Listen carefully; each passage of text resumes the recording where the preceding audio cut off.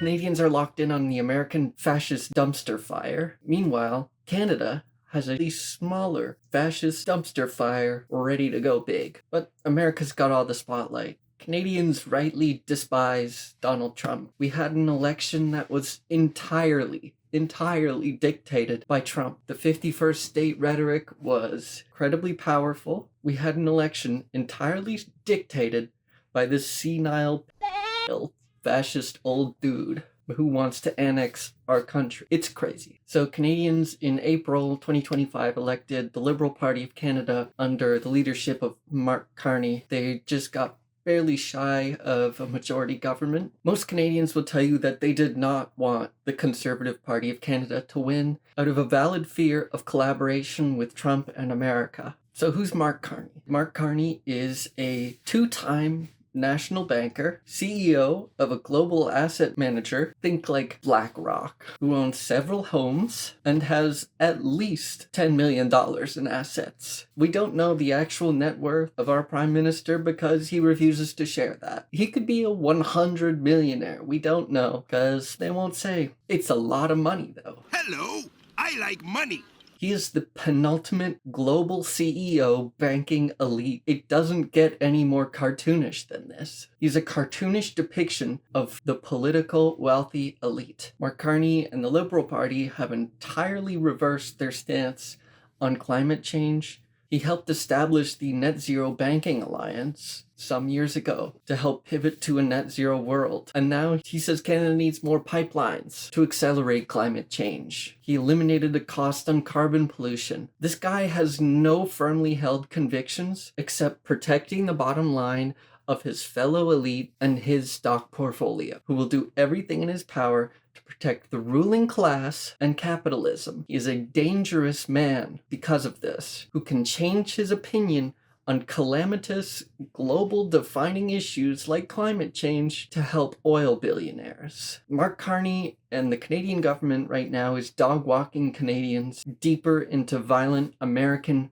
fascist sphere of influence. So the Liberal government's domestic agenda, they haven't been in power for too long, but here's stuff that's already gone on. Hint, it's not good. Carney's government seeks to destroy, cut, hack, slash all necessary services by way of austerity. He wants a 15% cut across the board. All of this to pay for a quadrupling of Canada's military budget and for subsidies for massive corporations. Carney is stealing from working Canadians under the guise of being reasonable and pragmatic. The reasonable thing to do would be to tax the rich. It's that simple, but Carney is a cartoonish definition of the elite ruling class. He's a double-digit millionaire, at least, who won't raise his own taxes. He's cut them, as a matter of fact. Hello, I like money. To me, it's plain and clear to see that Mark Carney is a conservative, right-wing political elite with some veneer of social progressivism. Put an asterisk in that. His domestic policies are gut services Canadians rely on, lowering taxes on rich people. He lowered them by removing the consumer carbon tax, which overwhelmingly benefited the richest Canadians. He also lowered the tax for wealthiest Canadians by cutting the capital gains tax increase that was set to go into effect. And he also cut taxes for giant American evil corporations like Facebook and Netflix, like crazy. So he's stolen from the working class and used that theft to give shitloads of money to companies and the military. This is not a plan for prosperity. This is all just going to make the wealth inequality crisis worse, going to make the affordability crisis even worse somehow. So frustrating. Another policy. Build pipelines. Infrastructure of yesterday. Market them as nation building. If we don't have a metal tube pumping fossil fuels across long distances, we won't have a country anymore. We need these nation building projects, people. It's bullshit. It's a short-term profit generator for oil billionaires at the expense of worsening climate disasters, and this will inevitably cause more death and displacement of Canadians and people worldwide. It's like Trump likes to say, Carney's of the same mind. Drill, baby, drill. The Liberal government has trampled on the rights of Indigenous First Nations to free prior and informed consent on projects that could affect their land. And he's doing this at the request of oil companies and mining companies. First Nations are just a hurdle to them. And Carney doesn't want any hurdles to build the nation-building pipeline. We're gonna have so much nation going on when there's a tube full with oil. It's gonna be crazy. He's denied Canadians fundamental freedom to strike. This is Section 2 of the Charter. Our fundamental freedom of the right to strike and associate with a union. The Canadian government tried to declare the Air Canada flight attendant strike illegal, an illegal strike, threatening to jail union leaders. As the Charter says, it's a fundamental freedom. Worker strikes cannot be illegal. It's our fundamental freedom. If our fundamental freedoms are illegal, they're not freedoms. And this freedom in particular was won through blood, sweat, and tears of the labor movement across generations. So his domestic policy is ass, right?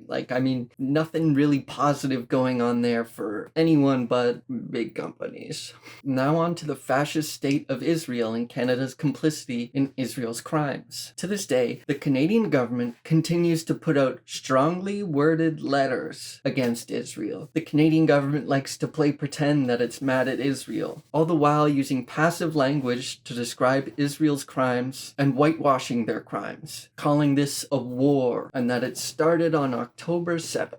Strongly worded statements did not stop the fascist parties in World War II. Okay, it's not going to stop them now. You need actions, things like sanctions, two-way arms embargo, etc. The Canadian government is still pointing the finger at Palestinians. The government is quick to denounce Palestinians. The Canadian government has dangled Palestinian statehood as a weapon against Palestinians, telling them they must disarm and become servile to Israel. No demands of Israel to be disarmed. How about the genocidal state gets disarmed instead, not the people living through it and the victims. Another condition on Palestinian statehood is education reform. Why is Canada trying to place education reform as a parameter for the recognition of a people's existence? They exist. In my view, this is just a continuation of colonial attitudes. The savages must be educated. It's just racist colonialism. I don't know how else to put it. Most of the world's already recognized Palestine, by the way, but Canada's got to do some finger wagging.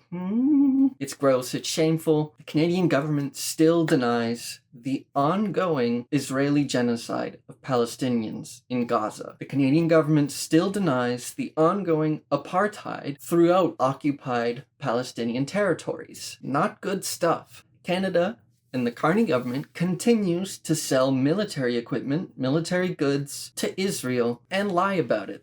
No, we're definitely not. No way. And then they get caught and then they go, oh, we were only sending non-lethal military aid, non-lethal bullets. The government takes Canadians as stupid. They just hope you're stupid. Canada has destroyed its commitment to international law. This is a permanent stain on Canada's reputation. Now on to Mark Carney's blossoming relationship with one Donald Trump. This isn't new to anyone, but Trump is a fascist warmonger and international bully. And you know what Carney's doing? He's appeasing them, giving Trump everything that he's asked for to the detriment of Canadians. Trump will demand tribute, and the Carney government will find the most elite banker way to say yes, daddy, while licking Trump's boot. He's fucked Canada over. For example, Canadian government rescinded the digital services tax on gigantic American tech corporations, giving them $2 billion of Canadian taxpayer money just because Trump told him to, for nothing in return. It's a $2 billion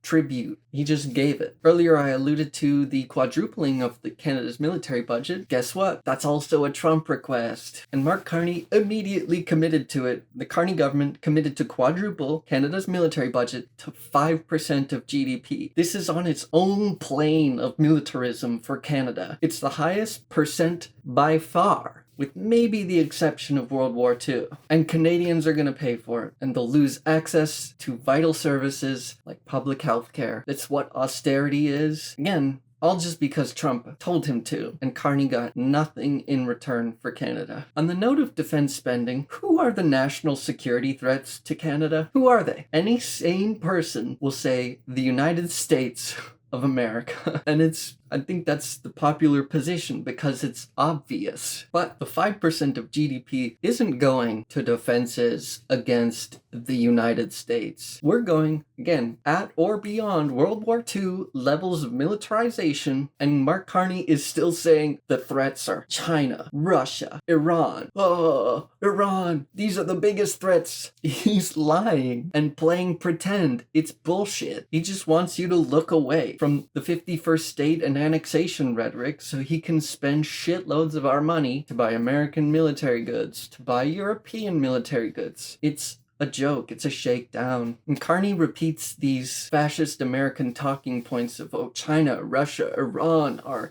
imminent dangers on the likes we haven't seen since World War II.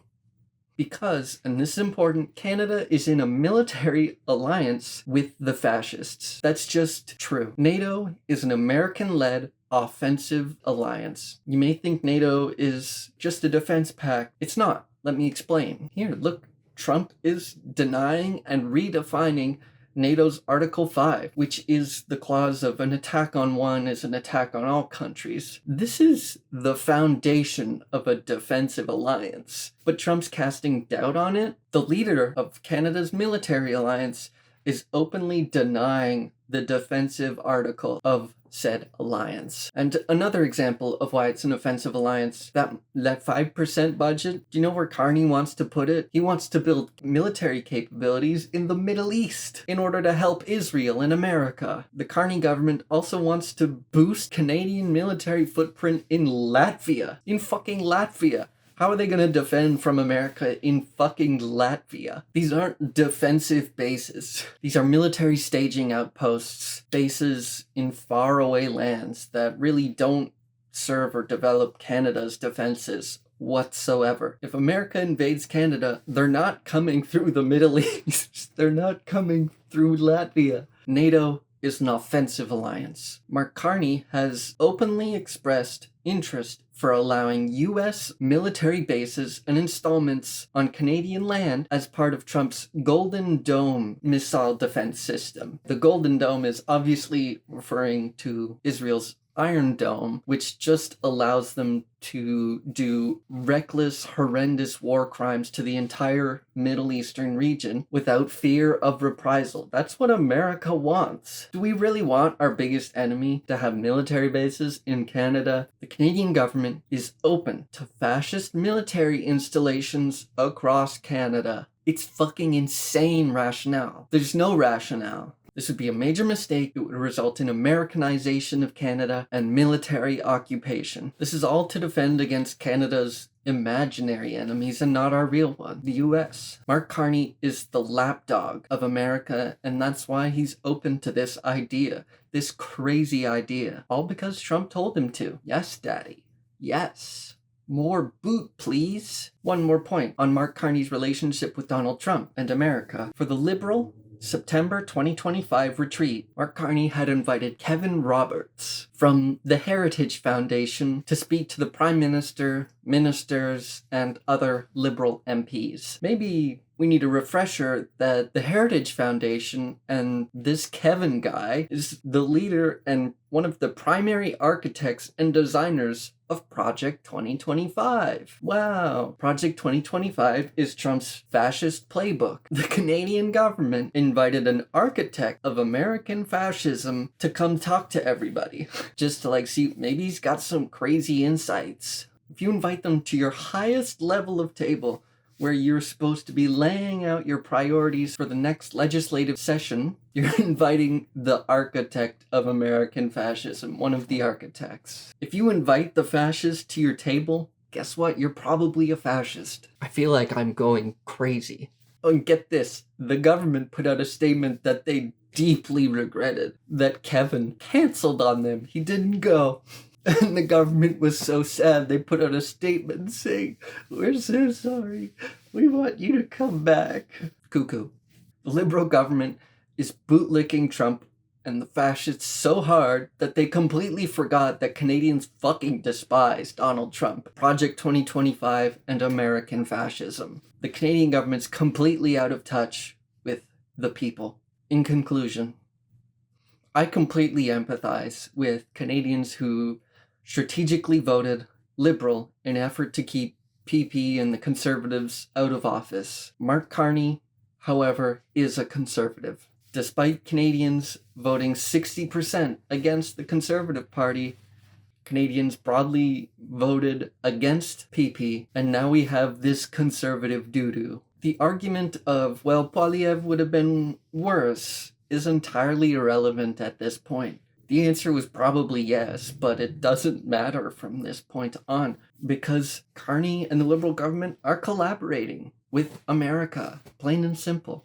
The Canadian voters are really starting to regret their vote for Mark Carney, and they don't see the Conservatives as a valid opposition to fascism. If you're feeling this way, think about how you want to defend against American fascism. You were right that the Conservatives were not the answer. The answer lies in class politics. We need politics that put the well-being of us working people first. This will benefit the bottom 99% vastly. We need concrete policies like expanded universal health care, dental care, pharmacare, public transit expansion, infrastructure expansion, going for net zero emissions on our electricity grid and power generation. We need things like publicly owned utilities, water, heat, hydro, gas, internet, etc. And fund these massive jobs programs by taxing the wealthiest Canadians. The logical, rational thing to do. They're not paying their fair share, and Canadians feel that and know it. Carney's Liberal government stabbed his own voters in the back, all while pretending to be the adult in the room. Plain and simple, the Canadian government has been playing a loyal lapdog to American fascism. The people advocating for you for class politics are on the left. Please consider joining them. Right now, the NDP is probably our best shot at a real defense against American fascism, because the answer to American fascism does not lie in the Liberal Party or the Conservative Party. That's plain and clear. A socialist Canada is our best chance we have, not just America's fascism, but also for climate change. Half the country's on fire all the fucking time. Nobody likes that. A socialist Canada is the best chance we've got. Fuck America. Fuck Americanization. Peace and love to everybody, though. Bye.